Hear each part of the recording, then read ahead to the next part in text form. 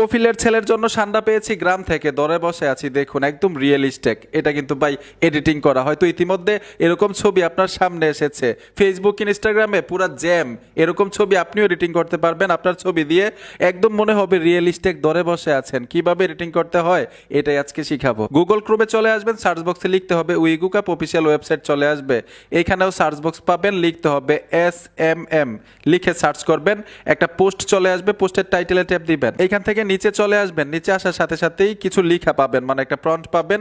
এই লেখাগুলো এখান থেকে সম্পূর্ণ কপি করে নেবেন। এই লেখাগুলো দিয়েই ছবিটাকে এডিটিং করতে হবে। আর যে অ্যাপ্লিকেশনটা দিয়ে এডিটিং করবেন, এই বাটনটার মধ্যে টাচ করলে অ্যাপ্লিকেশনটা ইনস্টল করতে পারবেন। তো অ্যাপ্লিকেশনটা আমি ইনস্টল করে রেখেছি, সোজা অ্যাপ্লিকেশনে চলে যাব। আমি অ্যাপ্লিকেশনে চলে আসলাম, অবশ্যই গুগল অ্যাকাউন্ট দিয়ে এখানে একটা অ্যাকাউন্ট করে নেবেন। নিচে দেখুন ফটো আইকন আছে, এখানে ট্যাপ দিবেন, গ্যালারি থেকে ছবিটা নেবেন যে ছবিটা দিয়ে এডিটিং করতে চাচ্ছেন। ছবিতে টাচ করে দিলাম, ডানে চলে আসবেন। এখন যে প্রম্পটটা কপি করে আনছিলেন মানে লেখাগুলো এখানে পেস্ট করতে হবে। আমি পেস্ট করে দিলাম। নিচে দেখুন একটা আইকন চলে আসছে, এই আইকনটাতে টাচ করে দিবেন। আর অবশ্যই এমনভাবে ছবিটা তুলবেন যে এরকম ভাবে ধরে রাখছেন টিকটিকিটাকে।